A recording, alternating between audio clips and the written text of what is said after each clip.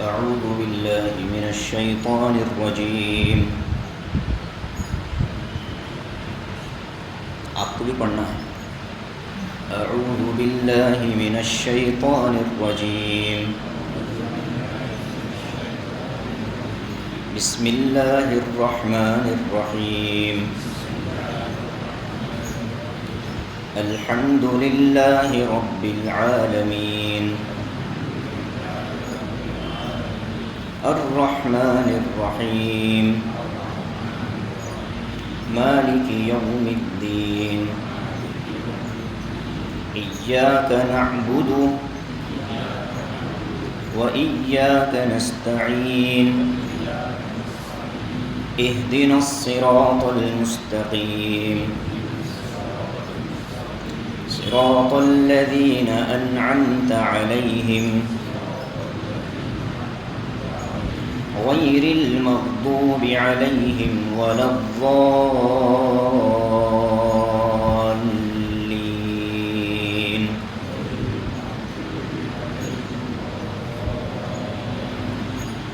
آمين. صدق الله العظيم. تعوذ. اعوذ باللہ من الشیطان الرجیم. پناہ مانگتا ہوں میں اللہ کی شیطان مردود سے. بسم اللہ الرحمن الرحیم. شروع کرتا ہوں میں اللہ کے نام سے جو سب پر مہربان نہایت مہربان ہے. الحمدللہ رب العالمین. تمام تعریفیں اللہ تبارک و تعالیٰ کے لیے ہیں جو تمام جہانوں کا رب ہے. الرحمن الرحیم. سب پر مہربان ہے نہایت رحم کرنے والا ہے. مالک یوم الدین. جزا قیامت کے دن کا مالک ہے. ایاک نعبد. اے پروردگار ہم آپ ہی کی عبادت کرتے ہیں. و ایاک نستعین. اور آپ ہی سے مدد چاہتے ہیں. اہدنا الصراط المستقیم. ہمیں سیدھے راستے کی ہدایت عطا فرمائیے. صراط الذین انعمت علیہم. ان لوگوں کا راستہ جن پر آپ نے انعام فرمایا. غیر المغضوب علیہم. نہ ان لوگوں کا راستہ جن پر غضب نازل ہوا. ولا الضالین. اور نہ ان لوگوں کا راستہ جو راہ سے بھٹک گئے. آمین. اے اللہ اس دعا کو قبول فرما. تو یہ اور صدق اللہ العظیم جو ہم پڑھتے ہیں تلاوت کے بعد اس کے معنی ہیں کہ جو کچھ ہم نے تلاوت کی ہے یہ چونکہ اللہ کا کلام ہے اور اللہ کا کلام ہے اس وجہ سے اللہ نے سچ فرمایا ہے. صدق اللہ. اللہ نے سچ فرمایا ہے. ہم قرآن کے سچا ہونے کی گواہی بھی دیتے ہیں.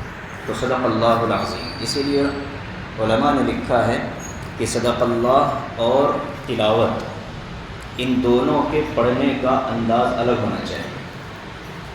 جس لہجے میں آپ تلاوت کر رہے ہیں اسی قرأت میں صدق اللہ العظیم نہ پڑھیں. اس سے لوگوں کو یہ غلط فہمی ہو سکتی ہے کہ شاید یہ بھی آیت ہی ہے. تو اس کو الگ لہجے میں پڑھنے کا علماء نے حکم دیا ہے. تو گزشتہ درس میں سورہ فاتحہ کے مکی اور مدنی ہونے کے بارے میں ہم نے کچھ ابتدائی باتیں سنی تھیں اور تفسیر کی مختصر سی تاریخ بھی ہم نے سنی کہ کب سے تفاسیر کے لکھنے کا اور امت میں بیان کرنے کا سلسلہ شروع ہوا ہے. اور اسی درمیان میں پھر ہم نے یہ بھی دیکھا تھا سنا تھا کہ اعوذ باللہ کن جگہوں پر پڑھنا سنت ہے. اور بسم اللہ الرحمن الرحیم یہ قرآن کریم کی ایک آیت ہے اور ہر صورت کو دوسری صورت سے الگ کرنے کے لیے دونوں میں فرق بتانے کے لیے اللہ تبارک و تعالیٰ کے حکم سے نبی کریم صلی اللہ علیہ وسلم ہی کے زمانے میں صورت کے اختتام پر دوسری صورت کے شروع ہونے سے پہلے بسم اللہ کو لگایا جاتا تھا. اسی لیے امام ابو حنیفہ رحمۃ اللہ علیہ فرماتے ہیں کہ چونکہ بسم اللہ قرآن کی سورہ نمل کی ایک آیت ہے لہذا پورے قرآن کی تراویح جب پڑھی جائے گی تراویح میں جب قرآن پڑھا جائے گا تو ایک مرتبہ بلند آواز سے بسم اللہ کا پڑھنا بھی ضروری ہے. کسی بھی صورت کے شروع میں ہو امام کے لیے ضروری ہے کہ ایک مرتبہ بسم اللہ الرحمن الرحیم بھی زور سے پڑھ لے۔ امام شافعی رحمۃ اللہ علیہ فرماتے ہیں کہ یہ قرآن ہی کا نہیں بلکہ ہر سورت کا حصہ ہے، اسی لیے قرآن کریم کی جس سورت کی بھی وہ ابتدا کریں گے تو اس میں بسم اللہ الرحمن الرحیم وہ زور سے پڑھتے ہیں، اور سورہ فاتحہ کا بھی جز مانتے ہیں۔ اسی لیے شافعی امام کے پیچھے جب آپ نماز پڑھیں گے تو وہ اللہ اکبر کے بعد الحمدللہ شروع نہیں کرتا بلکہ بسم اللہ الرحمن الرحیم الحمدللہ، تو وہ سورہ فاتحہ کے ساتھ بسم اللہ کو بھی شامل کر لیتے ہیں۔ لیکن ہمارے ملک بر صغیر میں ہند و پاک کے اندر چونکہ اکثریت امام ابو حنیفہ رحمۃ اللہ علیہ کے مسائل پر عمل کرنے والے لوگوں کی ہے، لہٰذا ہمیں الحمدللہ سے شروع کرنا ہے۔ اعوذ باللہ اور بسم اللہ پہلی مرتبہ پہلی رکعت میں امام کے لیے بھی اور اکیلا نماز پڑھنے والے دونوں کے لیے پہلی مرتبہ اعوذ باللہ اور بسم اللہ آہستہ آواز سے پڑھنا ہے، اور دوسری رکعت میں اعوذ باللہ نہیں پڑھیں گے، صرف بسم اللہ وہ بھی آہستہ آواز سے۔ امام اگر ہو مقتدی تو بہرحال وہ خاموش ہی کھڑا رہے گا، وہ ثنا پڑھے گا اور بالکل چپ خاموش ہو جائے گا۔ یہ اعوذ باللہ اور بسم اللہ سے متعلق کچھ ضروری باتیں تھیں۔ میں نے اس میں یہ بھی عرض کیا تھا کہ اعوذ باللہ کی تلاوت صرف قرآن کریم کے ساتھ سنت ہے، دوسری کسی اور تلاوت ہو، حدیث پڑھ رہے ہوں، بیان کر رہے ہوں، تقریر کر رہے ہوں تو وہاں اعوذ باللہ پڑھنا سنت نہیں۔ اگر کوئی پڑھ لے گناہ نہیں ہوگا، لیکن سنت سمجھ کر اس کو نہ پڑھے۔ سنت اس کا صرف قرآن کریم کی تلاوت کے ساتھ پڑھنا ہے۔ اس کی وجہ اللہ کا ایک حکم ہے سورہ نحل کے اندر، فَإِذَا قَرَأْتَ الْقُرْآنَ فَاسْتَعِذْ بِاللَّهِ مِنَ الشَّيْطَانِ الرَّجِيمِ کہ اے نبی جب آپ قرآن کریم پڑھنا چاہو تو اللہ کی پناہ میں آ جاؤ شیطان مردود سے۔ تو اللہ کے رسول کو حکم دیا گیا تھا، اس حکم کی تعمیل میں اس حکم پر عمل کرتے ہوئے اعوذ باللہ قرآن کریم کی تلاوت سے پہلے۔ میں نے یہ بھی عرض کیا تھا کہ دوران تلاوت اگر گفتگو کرنا پڑے، کسی کا فون آ جائے یا کسی سے بات چیت کرنی پڑے تو درمیان میں تلاوت کو منقطع کیا جاتا ہے، تو جب دوبارہ از سر نو تلاوت ہوگی تو وہاں صرف اعوذ باللہ من الشیطان الرجیم پڑھ کر تلاوت کو مسلسل کیا جائے گا۔ اور الحمدللہ رب العالمین کے بارے میں ہم نے گفتگو گزشتہ درس میں سن لی تھی کہ تمام تعریفیں جتنی خوبیاں ہیں دنیا کے اندر وہ سب کی سب اللہ رب العالمین کے لیے۔ یہاں یہ بات ہم کو سمجھنی ہے کہ الحمدللہ یہ ایک طرح سے دعویٰ ہے، یہ ایک طرح سے ہمارا اسٹیٹمنٹ ہے، تمام دنیا کی تعریفیں اللہ کے لیے۔ اب اس دعوے کی دلیل کے طور پر آگے کی یہ 4 صفات اللہ تبارک و تعالیٰ نے بیان فرمائی۔ پہلی صفت رب العالمین، دوسری صفت الرحمن، تیسری صفت الرحیم اور چوتھی صفت مالکی یوم الدین۔ دعویٰ کیا ہے؟ دنیا بھر کی تمام تعریفیں اللہ کے لیے۔ اس دعوے کی دلیل کیا ہے؟ اس لیے اللہ کی تعریف کرنا ہے کہ دنیا میں جتنے عالم ہیں، جتنی مخلوقات ہیں، انسان ہو، جنات ہو، چرند ہو، پرند ہو، معلوم ہو، غیر معلوم ہو، رینگنے والی ہو، اڑنے والی ہو، چرنے والی ہو، ہاتھ سے اور پیر سے، چاروں پیروں سے چلنے والی ہو، 2 پیر سے چلنے والی، جتنی مخلوقات ہیں جن کا علم لوگوں کو ہوا ہے اور کتنی ایسی مخلوقات ہیں جن کا ابھی تک علم لوگوں کو نہیں ہوا، ان تمام مخلوقات کی پرورش کرنے کی اور ان کو پالنے کی اگر کسی ذات کے اندر خوبی ہے تو وہ رب ہے، اور وہ رب اللہ تبارک و تعالیٰ ہے۔ اس لیے سب کو چاہیے کہ تمام تعریفیں اللہ رب العالمین کی ہونی چاہیے۔ تو پہلی دلیل کیا ہے؟ پہلی دلیل یہ ہے کہ دنیا کو چلانے والا پالنہار اللہ ہے، لہٰذا سب تعریفیں اللہ کی ہیں۔ ٹھیک، دوسری دلیل اب آج ہم اس کو پڑھیں گے، الرحمن الرحیم۔ میں نے عمدن گزشتہ درس میں بسم اللہ الرحمن الرحیم پر زیادہ گفتگو اس لیے نہیں کی کہ آج اس سے گفتگو کرنی ہے۔ اگر بسم اللہ ہی پر گفتگو ہوتی تو الحمدللہ شروع نہیں ہوتا تھا، تو اس لیے الرحمن الرحیم پر آج گفتگو ہوگی۔ یہ 2 صفتیں ہیں اللہ کی، ایک ہے رحمان، ایک ہے رحیم۔ یہاں رحمان کے بارے میں یہ قاعدہ سن لیجئے کہ رحمان کا نام اللہ کے ساتھ خاص ہے، کسی بندے کو رحمان نہیں کہہ سکتے، عبد الرحمن کہنا واجب ہے۔ اگر کوئی صرف رحمان کہے گا تو وہ گنہگار ہوگا، ترک واجب کا گناہ اس کو ہوگا۔ رحیم کے بارے میں یہ کنڈیشن نہیں ہے، بندے کو رحیم کہہ سکتے ہیں، رحیم کہہ کر بلا سکتے ہیں۔ اللہ تبارک و تعالی نے اپنے پیارے نبی حضرت محمد الرسول اللہ صلی اللہ علیہ وسلم کو بھی قرآن کریم میں ایک جگہ رحیم کہا ہے۔ لقد جاءکم رسول من انفسکم عزیز علیہ ما عنتم حریص علیکم بالمؤمنین رؤوف الرحیم۔ سورہ توبہ کی جو آخری آیتیں ہیں اس میں اللہ تبارک و تعالی نے اپنے نبی کو جو کہ غیر اللہ ہیں رحیم کہا ہے، تو امت کے علماء نے فرمایا کہ غیر اللہ کو رحیم کہہ سکتے ہیں، لیکن رحمان کا جو لفظ ہے یہ صرف اور صرف اللہ کی ذات کے ساتھ خاص ہے۔ کسی بندے کو رحمان بلانا ہوگا تو اس کو عبد کہہ کر بلانا پڑے گا، عبد الرحمن، عباد الرحمن، عبید الرحمن، یا جو بھی نام ہو لیکن صفت کے ساتھ بلانا پڑے گا۔ رحمان کا بندہ، رحمان کا غلام، رحمان کا سایہ، ذل الرحمن، عطاء الرحمن، جمال الرحمن، کمال الرحمن، یہ تو نام جو ہیں اکثر و بیشتر ہم سنتے رہتے ہیں۔ یہ اصول ہے فقہ کا، اس کو ذہن میں رکھیں۔ اب آئیں رحمان کے معنی کی طرف۔ دیکھیے رحمان اور رحیم دونوں کا جو اصل بیس ہے وہ ہے رحم یا رحمت۔ اللہ تبارک و تعالی یہ جو کائنات چلا رہا ہے، اللہ تبارک و تعالی نے جو دنیا کو سنبھالا ہوا ہے، قیوم ہے، اور بندوں کی مخلوقات کی ضروریات کو ان کے مانگنے سے پہلے پہنچا رہا ہے، ایسے اللہ تبارک و تعالیٰ کے ان کاموں کو دیکھ کر کوئی بندہ، کوئی انسان یہ نہ سمجھے کہ شاید یہ سب اللہ کی ذمہ داری ہے اور شاید اللہ کسی دباؤ میں یہ سب کام کر رہے ہیں۔ اللہ جواب دے رہا ہے کہ نہیں، تمہارے ساتھ رحم کر کے، رحمت کر کے تمہیں میں زندگی میں اس زندگی گزارنے کے اسباب مہیا کر رہا ہوں۔ یہ صرف اور صرف میری رحمت ہے۔ کوئی مجھ سے پوچھ نہیں سکتا، کوئی بھوکا یہ سوال نہیں کر سکتا کہ مولا آپ نے مجھے بھوکا کیوں رکھا۔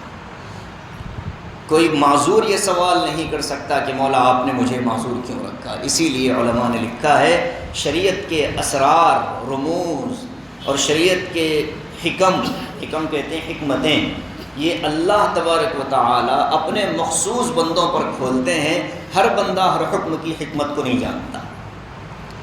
اگر کوئی مجبور ہے، اللہ جانتا ہے اس کے اندر کیا حکمت ہے۔ اگر کوئی مالدار ہے، اللہ جانتا ہے کیا حکمت ہے، یہ اللہ بہتر جانتا ہے۔ اللہ تبارک و تعالی ہی نے اپنی رحمت سے اس پورے کائنات کو سنبھالا ہوا ہے۔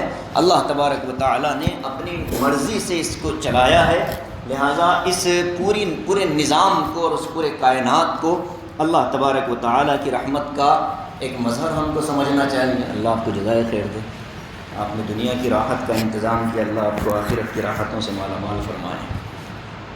بہت شکریہ صاحب، یہ تعلق داری میں بھی تھا تو اس کی نقل جو ہے یہاں آگے، اللہ جزائے خیر دے۔ تو رحمان کہتے ہیں ایسی رحمت جس کے اندر وسعت ہو، پھیلاؤ ہو، ٹھیک۔ رحیم کہتے ہیں ایسی رحمت جس کے اندر گہرائی ہو اور تمام ہونے کی صلاحیت ہو، اتمام پایا جائے، تکمیل پائی جائے، کمال پایا جائے۔ رحمت کرتے کرتے کرتے کرتے بندے کی پوری ضرورتیں مکمل کر دیں، یہ صفت رحیم۔ رحمت کرتے کرتے یہ نہ دیکھے کہ کون میری رحمت سے مستفید ہو رہا ہے، اپنا بھی غیر بھی، یہ صفت ہے رحمان کی۔ اسی لیے دعا مانگی جاتی ہے، یا رحمان الدنیا و رحیم الآخرہ، اے دنیا میں رحمان صفت والے اللہ اور آخرت میں رحیم صفت والے اللہ۔ وجہ یہی ہے کہ دنیا میں اللہ کی رحمت ماننے والوں کو بھی ہے اور نہ ماننے والوں کو بھی ہے، کافروں کو بھی ہے، مومنوں کو بھی ہے، اپنوں کو بھی ہے، غیروں کو بھی ہے۔ تو یہ اللہ تبارک و تعالیٰ کا نظام ہے، اور اسی وجہ سے جب سورہ فاتحہ، مسلم شریف کی حدیث ہے، جب سورہ فاتحہ بندہ پڑھتا ہے، حضرت ابو ہریرہ نے فرمایا کہ آقا علیہ الصلاۃ والسلام ارشاد فرماتے ہیں، جب میرا بندہ الحمدللہ رب العالمین کہتا ہے تو میں میرے بندے کو جواب میں کہتا ہوں حمیدنی عبدی، میرے بندے نے میری تعریف کی۔ الحمدللہ رب العالمین کہہ کر میرے بندے نے میری تعریف کی۔ جب بندہ پڑھتا ہے الرحمن الرحیم تو اللہ کہتے ہیں اثنا علی عبدی، میرے بندے نے میری بہترین ثنا اور حمد بیان کی۔ اور جب بندہ پڑھتا ہے مالک یوم الدین تو اللہ کی طرف سے جواب آتا ہے مجدنی عبدی، میرے بندے نے میری بزرگی بیان کی۔ اور جب اس کے بعد بندہ پڑھتا ہے ایاک نعبد و ایاک نستعین تو اللہ فرماتے ہیں کہ یہ میرے اور میرے بندے کے درمیان سواء ہے، سواء بینی و بین عبدی، یہ جملہ میرے اور میرے بندے کے درمیان برابر ہے۔ پھر جب بندہ مانگتا ہے اہدنا الصراط المستقیم صراط الذین انعمت علیہم غیر المغضوب علیہم ولا الضالین، اللہ کی طرف سے جواب آتا ہے کہ میرے بندے کو وہ سب کچھ ہے جو اس نے مانگا ہے۔ اب علماء فرماتے ہیں کہ سورہ فاتحہ کی تلاوت نماز میں ہو یا غیر نماز میں ہو، پڑھتے ہوئے آیتوں کو ملانا نہیں چاہیے۔ مطلب یہ ہے کہ ہم تو پڑھ رہے ہیں الحمدللہ رب العالمین، جواب آ رہا ہے تو جواب کے آنے سے پہلے ہی ہم شروع کرتے ہیں الرحمن الرحیم، تو یہ تو بڑی جو ہے کم ظرفی ہوگی کہ جو مانگا جا رہا ہے اس کا جواب تو کم سے کم اللہ سے سن لیتے اور پھر اس کے بعد اگلا جملہ پڑھتے۔ اللہ جواب دے رہا ہے، اللہ کے جواب کو سنیں، توقف کرے۔ الحمدللہ رب العالمین کے بعد اتنا توقف کرے جس سے نماز نہ ٹوٹے۔ ایسا نہیں کہ بھائی جب تک جواب نہیں آتا تب تک میں ہٹوں گا نہیں، جیسے جنید بغدادی رحمۃ اللہ علیہ کے بارے میں آتا ہے سجدہ کرتے تھے تو اڑتے نہیں تھے، لوگ پوچھتے تھے کیا ہو جاتا، کہتے ہیں کہ بھائی جب میں کہتا ہوں سبحان ربی الاعلیٰ کہ میرا رب ہی سب سے اعلیٰ ہے اور اس کی میں تسبیح بیان کر رہا ہوں، تو جب میرے اللہ کی طرف سے مجھے جواب نہیں آتا کہ لبیک یا عبدی بول کیا کام ہے، جب جواب نہیں آتا تب تک پڑا رہتا ہوں۔ اسی کو کسی نے کہا کہ اپنا آستانہ ہٹا لے، میں تیرے دروازے سے جانے والا نہیں ہوں، جبھی تو ہٹ نہیں سکتی، ہٹا لے آستاں اپنا، میں نے جھکا دیا ہے اپنا سر، تجھے دینا ہی ہوگا، نہیں دینا ہے اپنا در کسی اور جگہ لے جا، میں یہاں سے ہٹنے والا نہیں۔ تو یہ اللہ تبارک و تعالیٰ کی حمد و ثنا اس صورت کے اندر کس پیارے پیرائے میں اللہ نے بیان فرمائی۔ تو پہلا لفظ ہے الرحمن، رحمان وہ صفت جس کے اندر پھیلاؤ ہو، اور رحیم وہ صفت جس کے اندر گہرائی ہو، اور اسی گہرائی کی صفت کی وجہ سے قیامت کے دن اللہ تبارک و تعالیٰ کی رحمانیت کی صفت وہاں نہیں ہوگی بلکہ صفت رحیمیت کا غلبہ ہوگا، اور اسی صفت رحیمیت کی وجہ سے صرف اہل ایمان پر رحمت ہوگی۔ غیر اہل ایمان چاہے جتنے اچھے نیک کام دنیا سے کر کے جائیں، لیکن ایمان نہیں ہوگا تو ظاہر ہے کہ پھر اس پر یہ دعویٰ نہیں کیا جا سکتا کہ آپ تو رحمان ہیں، مدد کیجئے ہماری۔ جیسے دنیا میں بھی بہت سارے لوگ کہتے ہیں کہ بھئی یہ علماء بلا وجہ لوگوں کو اللہ کے عذاب سے ڈراتے ہیں، اللہ تو رحمان ہے، رحیم ہے، جو چاہے گناہ کرو اللہ کے معاف کرنے والا ہے، تم کون ہوتے ہو ڈرانے والے۔ تو ظاہر ہے کہ بھئی اللہ کی کچھ قوانین ہیں، اور علماء اللہ کے قانون کی کتاب کے شارع ہوتے ہیں۔ قانون کی زبان علماء بات کریں گے، باقی جو اللہ کا تمہارے ساتھ معاملہ ہوگا وہ تو آخرت میں ہوگا۔ قانون بیان کرنے میں لچک نہیں ہو سکتی، ضابطے بیان کرنے میں ہم غلطیاں اور لچک پیدا نہیں کر سکتے۔ جو قانون اللہ نے بتلا دیا اس قانون کا بیان کرنا ہماری ذمہ داری۔ تو رحمانیت کی صفت دنیا کے لیے اور رحیمیت کی صفت آخرت کے لیے۔ اب ایک اور بات یہاں ہم کو سمجھنا ہے کہ بندے کو یہ احساس کب ہوگا کہ میرا اللہ رحمان ہے، میرا اللہ رحیم ہے۔ یہ احساس اس وقت ہوگا جب بندہ دعا کے لیے ہاتھ اٹھاتا ہے۔ ایک انسان ہے بخار کی کیفیت کے اندر مبتلا ہے، اب جب وہ دعا مانگنے کے لیے ہاتھ اٹھائے گا تو سیدھے موضوع پر نہیں آنا چاہیے۔ اللہ تعالیٰ فرماتے ہیں کہ سیدھے براہ راست اپنے مسئلے پر مت آؤ، اس سے ناشکری کا شائبہ نظر آتا ہے۔ کیسے آنا ہے؟ ایسے آؤ الحمدللہ رب العالمین، کہ دیکھو بخار کی کیفیت ہے، لیکن جس جسم کو بخار لگا ہے اسی جسم کی آنکھ اچھی ہے، اسی جسم کا کان اچھا ہے، اسی جسم کے اعضاء و سلامت ہیں، اسی جسم کی زبان سلامت ہے، اسی جسم کا دل صحیح کام کر رہا ہے، اعضاء رئیسہ صحیح کام کر رہے ہیں۔ کیا ہوا؟ بس ایک ہلکا سا بخار ہی تو ہے، تو شکایت بعد میں کروں گا، پہلے صحیح سلامت رہنے والے اعضاء کا شکر ادا کروں گا۔ اسی لیے الحمدللہ رب العالمین سے دعا مانگی جاتی ہے جب یہ تصور بندے کے ذہن میں بیٹھے گا تو پھر احساس ہوگا کہ سال بھر اے اللہ آپ نے ہم پر رحمت فرمائی ہے، ہماری اپنی نااہلی اور کوتاہی کی وجہ سے ہم نے آپ کی نافرمانی کی، ہم نے آپ کے احکام کی نافرمانی کی، اس کے نتیجے میں تھوڑا سا بخار ہوا ہے، اے اللہ یہ آپ کی رحمت ہی ہے، چاہے تو آپ پورے ہمیں ختم کر سکتے تھے، لیکن آپ نے موقع دیا ہے، میں توبہ کرتا ہوں، رجوع کرتا ہوں، بیماری آپ نے بھیجی ہے، شفا بھی آپ بھیج دیجئے، آئندہ اچھی زندگی گزاروں گا۔ یہاں سمجھ میں آتی ہے اللہ کی رحمانیت کہ گناہ گاروں کو بھی اللہ دیتا ہے۔ کبھی فجر چھوڑنے والے کی روزی اللہ نے تنگ نہیں کی دنیا کے اندر، کبھی نہیں کی، کبھی اللہ نے یہ نہیں کہا کہ آج تم نے فجر نہیں پڑھی تمہارے منہ پر تالا لگا دیا جائے، تم نے ظہر چھوڑ دی لہٰذا تمہارے دوپہر کا کھانا بند کر دیا جائے، یہ دنیا میں نہیں ہے اللہ کا نظام۔ مخصوص مواقع ہوتے ہیں، مخصوص مواقع ہوتے ہیں جہاں اللہ تعالیٰ اپنی بعض قدرت کی جھلک دکھانے کے لیے کوئی ایک خاص واقعہ ایسا رونما فرما دیتے ہیں کہ بندوں کو سبق مل جائے کہ بھئی اللہ یہاں بھی انتقام لے سکتا ہے لیکن مہلت دیتا ہے۔ دنیا میں انتقام نہ لینے کی وجہ اللہ کی صفت رحمانیت ہے، اور آخرت میں مکمل بدلہ دینے کی وجہ اللہ کی صفت رحیمیت ہے۔ اسی لیے صفت رحیم کے اندر گہرائی ہے، اور گہرائی کے ساتھ ساتھ اتمام ہے۔ جو بندہ 10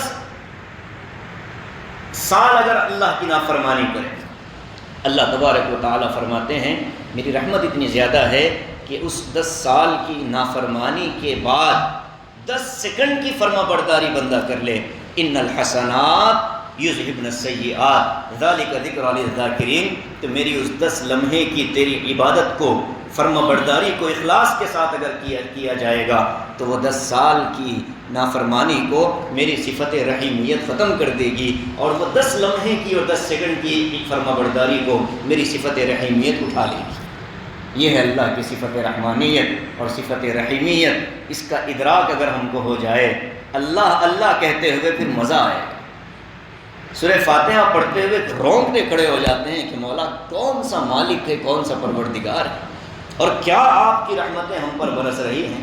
اللہ نے دنیا میں پھیلا دی ہے نعمتوں کو۔ پانی ایک ضرورت ہے انسان کی، لیکن ہر وقت کی ضرورت نہیں ہے۔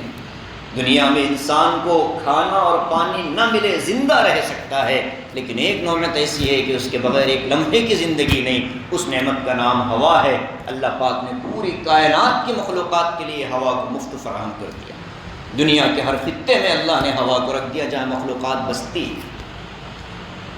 پانی ضرورت ہے، لیکن اس پانی کی کروڑوں مخلوقات کو اس کی فراہمی کے لیے جو نظام اللہ تبارک و تعالیٰ نے چلایا، ذرا ہم کبھی غور تو کریں کہ رحمان کیسا رحمان ہے کہ پہلے تو پانی کے ذخیرے دنیا کے اندر پھیلا دیے، پانی کا اسٹاک کر دیا، اور اتنا ہی نہیں کہ صرف جمع کیا، ہو سکتا ہے کہ اس کے اندر سڑان پیدا ہو جائے، خرابی پیدا ہو، اس کے اندر شوریدگی پیدا کر دی، کڑواہٹ پیدا کر دی، اور اس کے اندر اس کو نمکین بنا دیا تاکہ پانی خراب نہ ہو۔ اور جب ضرورت کا وقت آتا ہے تو پھر سورج کی شعاؤں کو حکم ہوتا ہے کہ تو زمین سے وہ مانسون کی شکل میں ڈول ڈال کر کے اٹھا، اور پھر وہ سورج کی شعائیں سمندر سے پانی کے بخارات کو اٹھا کر کے بادلوں میں سٹور کرتی ہیں۔ پھر وہاں ایک واٹر پلانٹ اللہ پاک نے ایسا لگایا ہے کہ وہی شوریدہ پانی جب بادلوں میں جاتا ہے پھر واپس جب زمین پر آتا ہے تو اس کی شوریدگی ختم ہو جاتی ہے، دنیا کا پاک اور صاف اور مطہر اور میٹھا پانی بن کر آتا ہے۔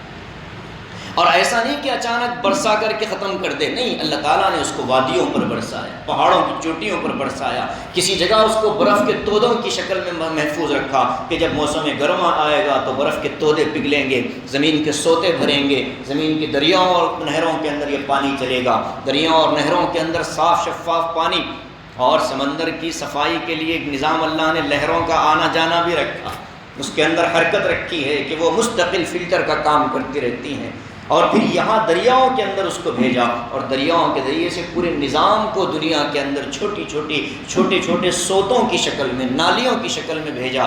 آج دنیا میں لوگ تلاش کرتے ہیں کہ زمین میں پانی کس جگہ ہے، وہ ان کو ایک وجدان اللہ کی طرف سے ملتا ہے کہ شاید یہاں پانی ہو، بعض مرتبہ صحیح ہو جاتا ہے، بعض مرتبہ غلط ہوتا ہے۔ اللہ نے پانی کے چشمے زمین میں اس طرح رکھے ہیں، کہیں کہیں جنکشن ہوتا ہے، اگر کسی کی بور ویل میں جنکشن لگ گیا تو اس کے تو وارے نہیں آ رہے ہیں کہ 2 راستوں کا پانی اس کو مل رہا ہے، اور کسی کو ہزاروں فیٹ کی کھدائی کے بعد بھی کچھ نہیں ملتا۔ یہ اللہ کا نظام ہے، اللہ تبارک و تعالیٰ اگر رحمان نہ ہوتا تو ہم سب کو کبھی کے نافرمانی کی وجہ سے ختم کر دیتا۔ اس لیے اللہ کی صفت رحمت کو اور رحیمیت کو ہر لمحہ ہمارے ذہنوں میں رکھنا چاہیے، اور سورہ فاتحہ خاص طور سے پڑھتے ہوئے ہم کو اس کا احساس اور ادراک ہو۔ الرحمن الرحیم جب کہیں تو پھر انتظار کریں کہ میرا رب جواب دے رہا ہے، اسنا علی عبدی، میرے بندے نے میری تعریف بیان کی ہے۔ اس احساس اور ادراک کے ساتھ اگر پڑھیں گے تو پھر لطف بھی آئے گا، اور زندگی کے اندر پھر وہ رحمتیں اتریں گی، اور پھر بندوں سے تقاضا بھی ہے۔ نافرمانی کے باوجود میں نے تم پر اتنا کرم کیا، رحم کیا، تو اپنے ماتحتوں کے ساتھ تم بھی رحمت کے ساتھ پیش آؤ، اپنی اولاد کے ساتھ رحمت کے ساتھ پیش آؤ۔ الراحمون یرحمہم الرحمن تبارک و تعالی، ایک حدیث ہے جس کو حدیث مسلسل بالاولیہ کہتے ہیں۔ جب حدیث کا سبق پڑھایا جاتا ہے ہم کو تو سب سے پہلے ایک حدیث پڑھائی جاتی ہے۔ حضرت سفیان ابن عیینہ رحمۃ اللہ علیہ نقل فرماتے ہیں، حضرت عبداللہ ابن عمرو ابن العاص رضی اللہ عنہ نبی کریم صلی اللہ علیہ وسلم کا ارشاد نقل فرماتے ہیں کہ دنیا میں لوگوں پر رحم کرنے والوں پر آسمان کا رحم کرنے والا رحم کرتا ہے۔ ارحموا من فی الارض یرحمکم من فی السماء، اس لیے تم زمین والوں پر رحم کرو، آسمان والا تم پر رحم کرے گا۔ ہم کو بھی اللہ کی اس صفت کا مظہر بننا ہے، زبان کے اعتبار سے، اخلاق کے اعتبار سے، اپنے ماتحتوں کے ساتھ، اپنے چھوٹوں کے ساتھ، اپنے بڑوں کے ساتھ رحمت والی صفت اپنے اندر پیدا کریں۔ غصہ انسان کی فطرت ہے، عادت ہے، لیکن غصے کو بے قابو ہو جانا، غصے میں بے قابو ہو جانا پھر یہ شیطانیت ہے، اور غصے پر قابو پا لینا یہ انسان کا ایمانی تقاضا ہے۔ انسان ہونے کے بعد غصہ آنا فطری چیز ہے، اس کو اللہ کی صفت رحمانیت کے تحت لانا یہ ہمارا تقاضا ہے۔ تو آج کے سبق کا یہی خلاصہ، ہم دنیا والوں پر رحم کرنے والے بنیں، اللہ تبارک و تعالی ہم پر ضرور رحم کرے گا، اور یہی طریقے ہوتے ہیں اللہ کی نعمتوں کو حاصل کرنے کے۔ ہمارے بزرگ حضرت شاہ جمال الرحمن صاحب دامت برکاتہم العالیہ نے ایک مرتبہ ہمیں عقیدۃ الطحاوی کا سبق پڑھاتے ہوئے ایک بات کہی، وہ یاد آتی ہے، سنا کر بات مکمل کر دیتا ہوں۔ حضرت نے کہا اللہ کے 99 نام ہیں جس کو اللہ کے صفات کہا جاتا ہے۔ فرماتے ہیں کہ اللہ کی جس صفت کو آپ آواز دو گے، جس صفت سے اللہ کو پکارو گے، اللہ کی وہ صفت متوجہ ہو جائے گی۔ یہ ایسا نسخہ حضرت نے بتایا کہ 20 مرتبہ لوگ ہم سے پوچھتے ہیں کہ گھر میں مسائل ہیں، کوئی وظیفہ دیجیے، تو صرف اللہ کی کسی صفت کا بطور وظیفہ دے دیا جاتا ہے کہ بھائی اس کا ورد کرتے رہو، انشاءاللہ فائدہ ہو۔ ہم نے ہمارے حضرت استاذ محترم سے پوچھا تھا، مولانا انور صاحب سے، کہ حضرت لوگ بہت پوچھتے ہیں وظائف، ہم چونکہ عملیات کے لائن کے آدمی ہیں نہیں، کیا وظیفہ دینا چاہیے؟ تو حضرت نے کہا بس ایک وظیفہ دے دیا کرو، میں چونکہ بولوں گا نہیں، جب کوئی ضرورت پڑے تو پوچھ لیں۔ تو حضرت نے ایک وظیفے کا حکم دیا کہ اس کا، اور الحمدللہ ثم الحمدللہ جس کو بھی بتایا گیا ہے بہت ان کو فائدہ ہوا، چونکہ وہ نسخہ ذہن میں تھا، اللہ جس صفت کو یاد کرو گے اس صفت کے ساتھ متوجہ ہوگا۔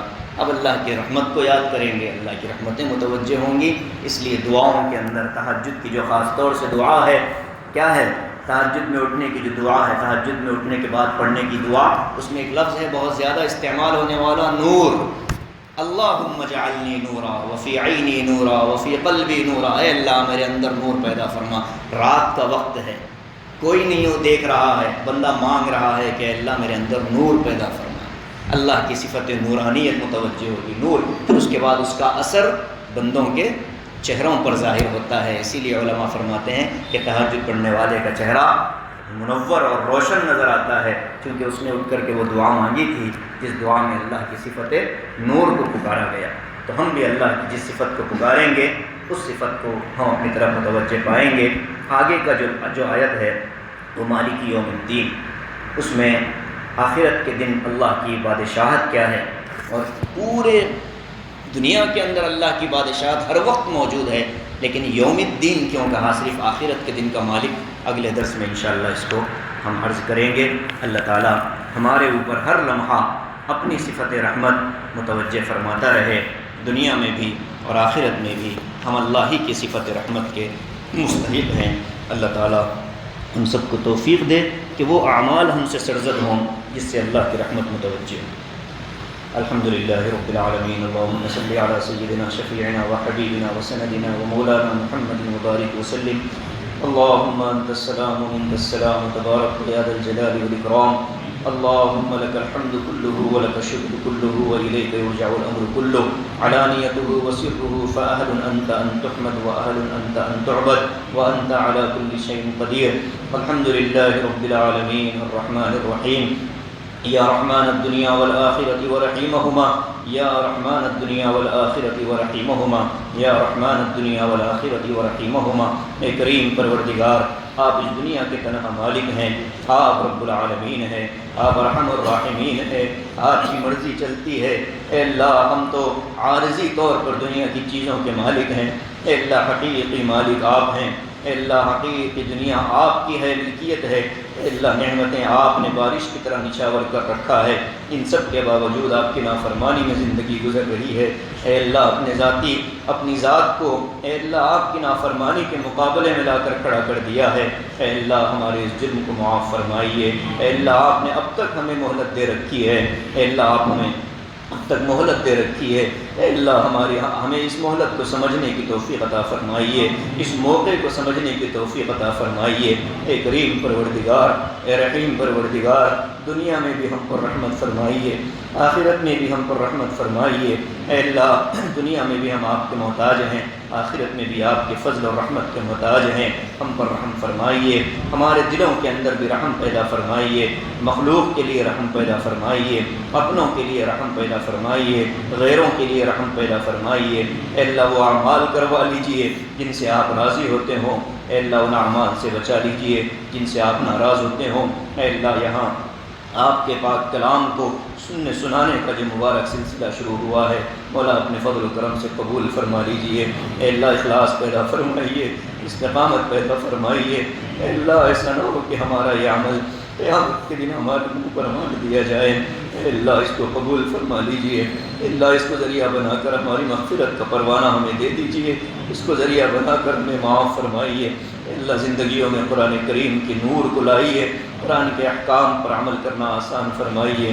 اے کریم پروردگار یہاں حاضر ہونے والوں کی حاضری کو قبول فرمائیے، آپ کے پاک کلام کی محبت میں جمع ہو رہے ہیں، اے اللہ ان کے جمع ہونے کو قبول فرمائیے، ان کے دلوں میں اپنی محبت اور معرفت پیدا فرمائیے، ان کے دلوں میں اپنی محبت اور معرفت پیدا فرمائیے، ان کی تمام جائز مرادوں کو پورا فرمائیے، ضروریات کا تکفل فرمائیے، ضروریات کا تکفل فرمائیے۔ اے اللہ ہم میں جو بیمار ہیں شفا عطا فرمائیے، ہم اللہ جو بیمار ہیں شفا عطا فرمائیے، جو مقروض ہیں ان کے قرضے اتار دیجیے۔